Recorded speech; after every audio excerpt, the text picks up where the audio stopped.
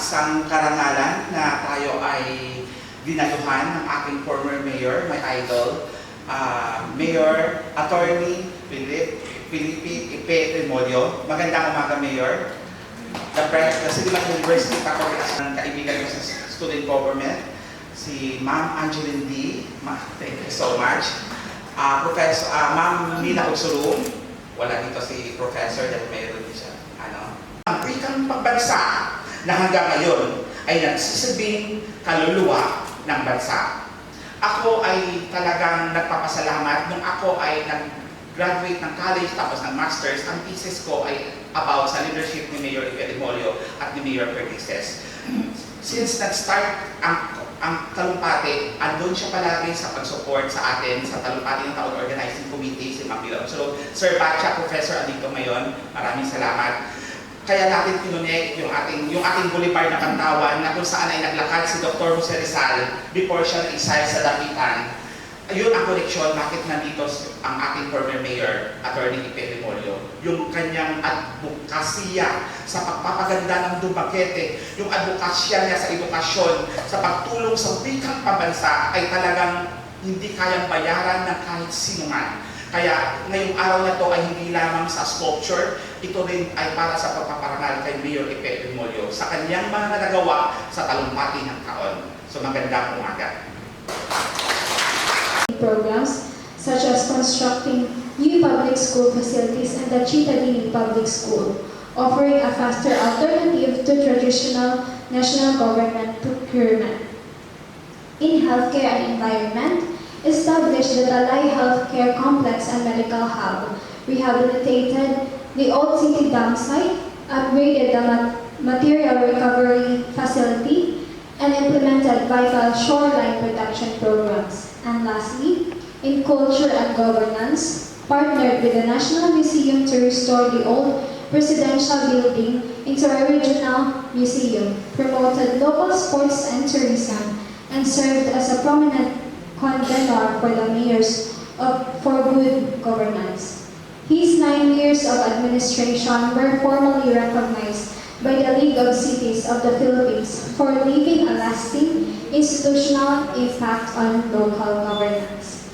May I call on Mr. Agripino Pines Patalingho to formally introduce our distinguished speaker. Okay, so our speaker for this morning is no other than our former mayor, Attorney Felipe Antonio Ipe Remolio.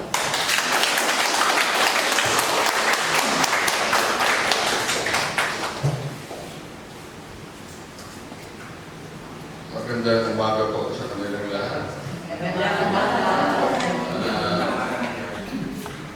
Mga kasama kong taga-Siriman University, kung meron na akong makonsin ninyo, mali kong tagal ng Filipino. Ang dapat susuhin nito ay si Romy Pacha. Siya ang Filipino teacher namin sa high school. Pero kasi binigyan mo ako ng A. Pagputi ko ngayon na hindi ka mapaya. Malaking karangalan na nagbigay nyo sa akin na magiging kasama nyo ngayon. At sa okasyong 20 na abot 27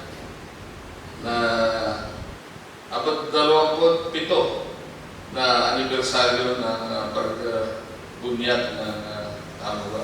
Bunyag. Bunyag. Sir, hindi mag-ulan doon binyag ng sinimulan itong ni aking kaibigan si Agripino Kapalapay. Alam ko na. Actually, yung hindi lang banggit sa kasaysayan ko bilang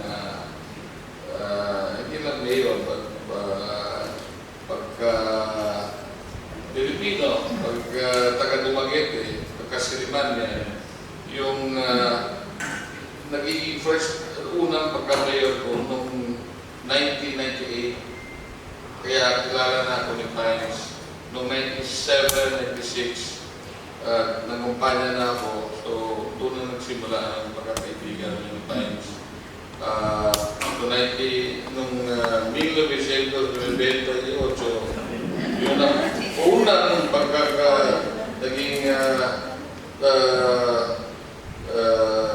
mayor, but nagiging alkalde ako yan ang siyudad ng Dumaguete. Pero 8 plus na.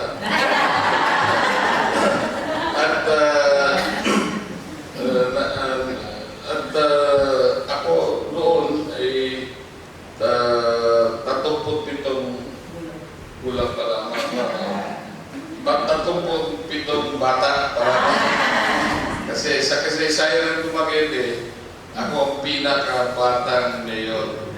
Huwag mo lang, halata naman ang pinakagwapo. Yung pinakabata ninyo alam. At itong pagbinyag ng pagpapati nito ay talagang naalala natin yung idealismo ni Dr. Jose Rizal. Kasi ako din, nung nasa kolehiyo pa ako, as estudyante pa ako dito, active ako sa mga aktibidades na may relasyon ng kay Dr. Jose Rizal. Simula pa ako elementary high school sa Silliman University High School, idolo ko na si Dr. Jose Rizal. Sana friends, yung pagka-idolo ko sa akin, hindi ako maparinig sa pagtawa. Yung mga idolo namamatay sa binabaril sa pagkumbayan. Kaya tayo din, mga taga-Dumaguete, yung mga taga-Negros Oriental, malaking kararalan natin na si Dr. Jose Rizal, yung idolo, nung nagsalita na ang hindi marunong magsalita sa sariling wika ay parang malansang isda. Okay? So, marami lang sinasabi niya. No? At tayo, kararalan din natin na noong una ng Agosto na 1861,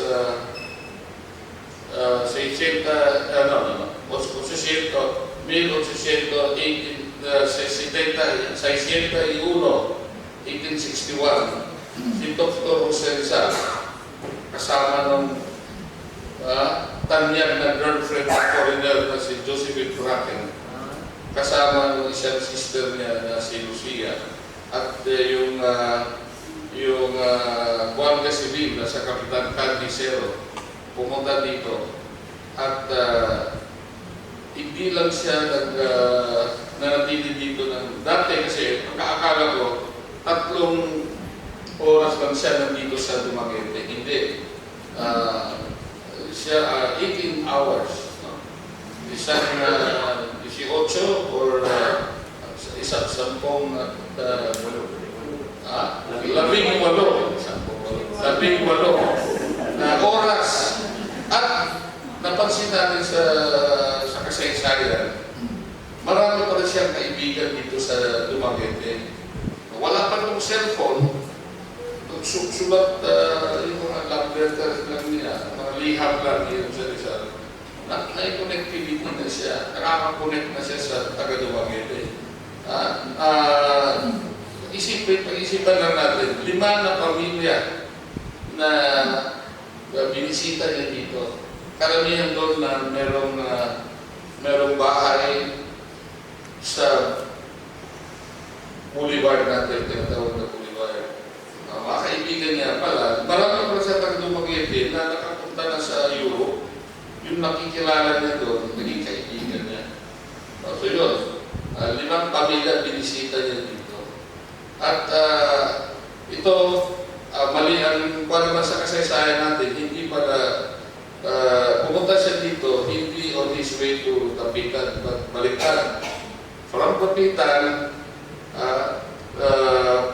pauwi na siya Manila kasi doon na siya uuskahan o kakatayin niya doon. Ano muna, trial muna, lilitisin. At so Augusto, namatay siya, binaril siya noong December 30, 1896. So Augusto, September, October, November, 4 months, 4 na buwan, pagkatapos yung bisita sa Dumaguete, doon siya namatay sa City, Bagumbayan City. Ngayon, Luneta. No, kaya mismo, buhay na buhay ang kaluluwa ni Jose Rizal at ang diwa ng mga sinasabi niya noon.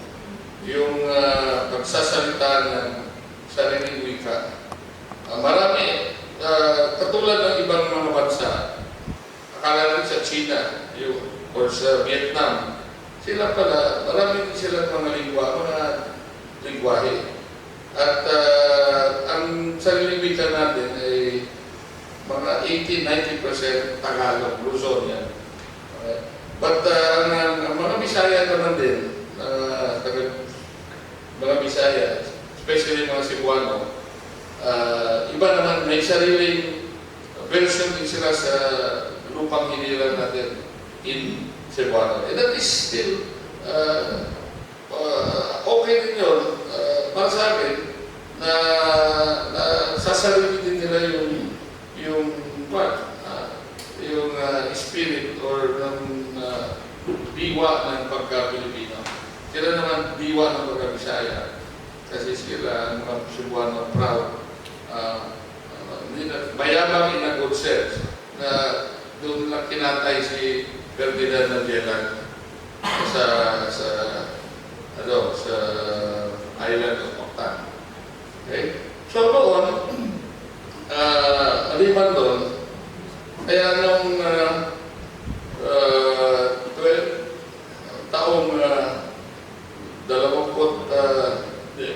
2024, okay?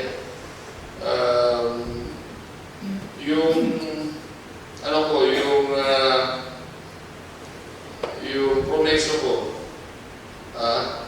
sa mga taga-Dumaguete, especially sa mga Knights of Rizal, na itatayo ko yung iconic Rizal monument sa Pantawan natin. Ang significance noon ay pati yung posisyon ng kanya, yung saan siya nakatingin, hindi dito sa west but doon sa bandang Kapitan. Kasi doon galing siya. Tapos kasama yun sa pag-gunita natin o pag-celebrate sa coming of Dr. Rizal on August 1, 1896. Okay? Pero nakatingin siya doon, nakatingin siya sa Kapitan. Kaya may magtatanong galing siya doon. At ako naman, I'm proud to say na yung sabi ko noon na itatayo yung Rebulto, yung Jose Rizal, zero loan yun. Walang 5 centimo na ginasto ang city government. Private funds yun na yung mga donors noon hindi nagpapadispose kung sino sila. Civic mindedness lang, civic consciousness.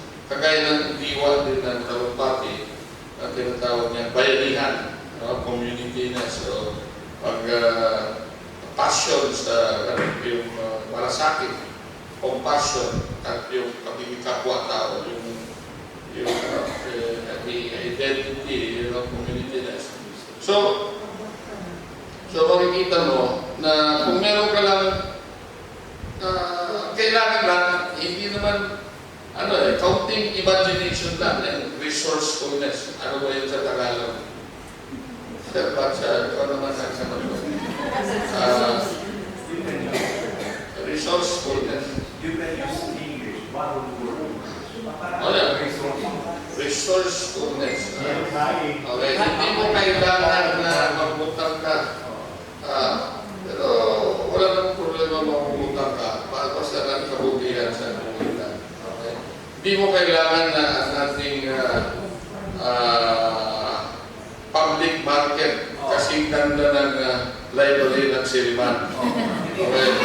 Ang Silliman Library, hindi ang kopyo. Okay, ito, 3-story lang, at hindi ito abot ng 300 million kung itatayo nito ngayon, itong building na ito. Okay? Imagine mo kung ang building ay 2 billion, anong klaseng public market? Paano ka? Hindi lang, out of place ka. Kasi kung magtindera ka, marami nakatsinelas doon. Mag-elevator, out of place. At saka ang importante, dapat tinatawag itong sustainable. Na yung income o yung alam mo ba magkano ang binabayan ng bawat storeholder sa mga kwarta? Less than 2 meters by 2 meters. 1.5 by 1.5 lang yun. Ay hanggang ngayon, 4 pesos a day pa rin. So 120 pesos a month. Kaya binwelcome pa nga natin yung sidewalk vendor kasi 20 pesos a day sila. How can you make it sustainable? But I think that's the point here. No? Kung ang tao may malasakit, may diwang Pilipino, kaya tayo nagsasalita ng mga Pilipino, ay hindi natin gagawin yun. Kung dapat tuwaan natin yung, kaya pala, Espanyol kami kausap natin, dapat tuwaan natin yung mga Pilipino, ito mga taga-Boulevard mga Espanyol. It's not, hindi, para sa akin, hindi, kung doon makakatulong talaga yung diwa, yung isipin, ang isipan mo, diwa mo ay bilingual or sabihin mo Tagalog, Pilipino. Importante lang yung love of country, yung pagmamahal mo sa ano natin, sa bansa natin.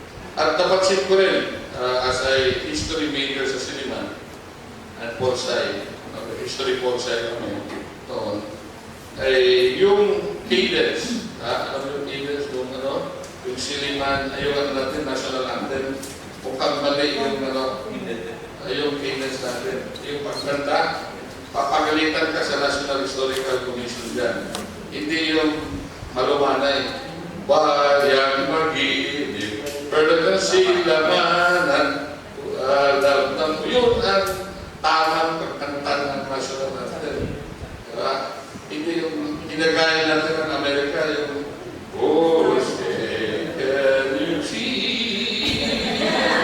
Ito, pinapalampakan ko ng mga ubok ng mga hindi nakakaintindi. Dapat gano'n. Nagiging controversy yun kasi sino ba yung kumanta sa Pacquiao fight ata yun na mali-mali yun. Dapat turuan din natin ang basic. Dapat isa-suggest natin sa Silliman. Foresters ata yun na maganda tayo baguhin.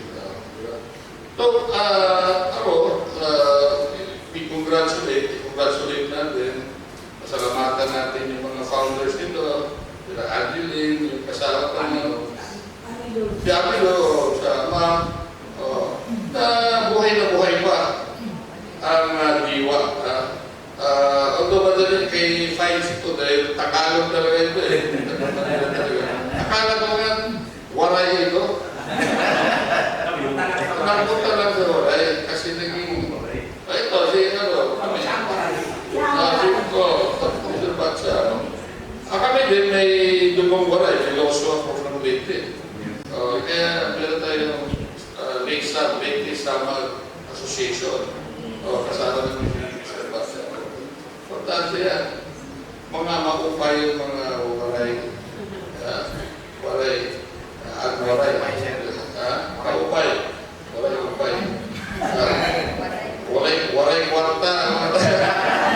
Anyway, so congratulations and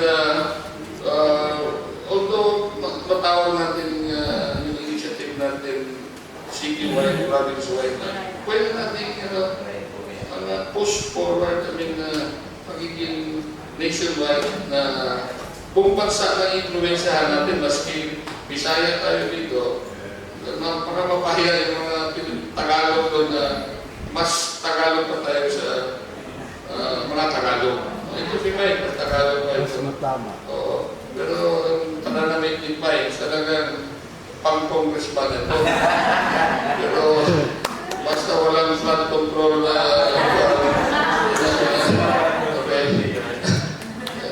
scam. Okay, yung babagod natin, dapat yung mga bata na katulad ni Mike, ilagay natin sa mga sensitive position sa gobyerno. Ay yung mga young people. Kasi yun ang future ng bansa natin.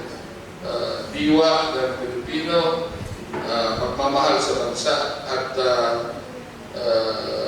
clean government talaga.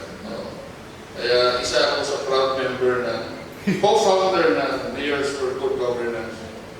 Mayors for Good Governance with Benji Magalong. Nagsimula na kami ng dalawa, tapos naging 6 kasama na yung idol ni Nate Fines. Naka-direct pa siya si Vico Soto, si Joy Del Monte, si Siki Ataman. Ngayon, mga 100 at mahigit 200 na kami. Kasama na yung mga local mayors, municipal mayors. So kung hindi kaya magsimula ang national leader natin, kung nahirapan silang initiate ng mga bagay na dapat gawin ng Pilipino, dapat pwede din galing sa baba, ma-influence natin yung sa taas. Sa tingin ko, dapat yun ang gagawin natin kasi nahirapan ang national government through Congress lahat, nagkakagulo sila. Dapat ipakita natin kahit ano tayo, lokal, maliit lang tayo, dapat pagbutiin natin ang mga organisasyon natin, pagbutiin natin ang ugali natin, hanggang may influence natin sa taas. Sigurado ako, it will take time, no? Matagal yan. But sa tingin ko, sa time ninyo, makukuha pa natin sa anak ni Vines, maabot pa pa. Okay. Pwede naman natin, di ba? Kami ni Dr. Batsa, ma-retire na kami. Okay? So, salamat at congratulations, especially ng batch of 1997. Okay? Tuloy natin. Makaasa kayo na even in my private capacity, nandito pa rin akong tutulong in my whatever, how I can do. Sa mga networking ko rin sa national, na pwede natin maging national initiative, local initiative at national in scope. At pwede tayo mag-invite yung karong party, oratorical competition all over the country na. Dito natin gawin sa Siliman, and then maghanap tayo ng mga LGUs na simulan ko sa introduce ko ito sa League of Cities, 149 cities in the Philippines. Kukuha tayo ng bets nila, regional champion. Pag national champion dito na sa dito na sa Siliman University. And mayaman naman si University. Bigyan natin ng support. First prize, 1 gallon of ice cream. Motor sa Lucy. Ang dami natin local sponsors. Why not? Diba? We influence the national leadership na gawin natin ang national competition dito. And then it could be another project sa DepEd.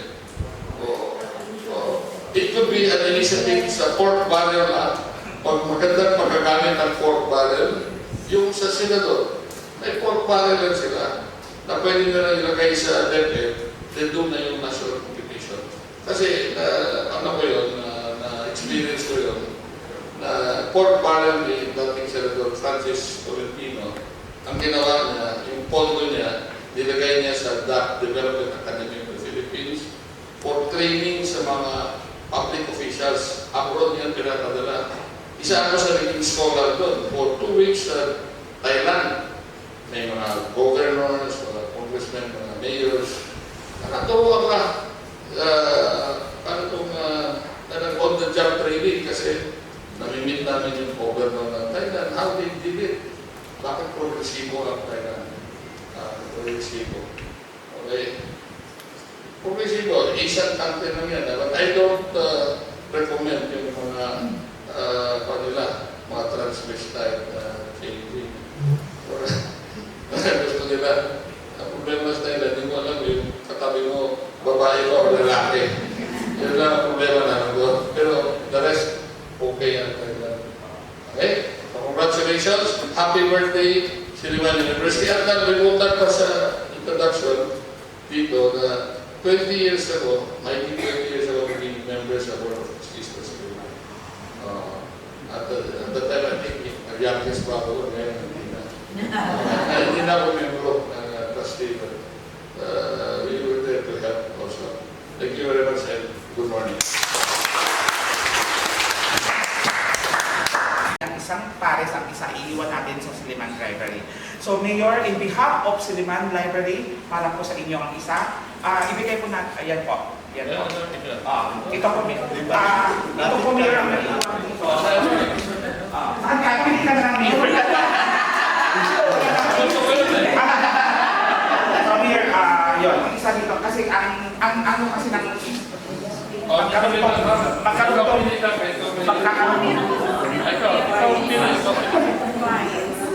itong kasi siya, Mayor. Magkaroon itong sa isang sa'yo. Ito sa'yo. So, picture na natin si Mayor lahat tayo. Ako hindi ba tayo? Palakpakan natin ko din ang ating former Mayor.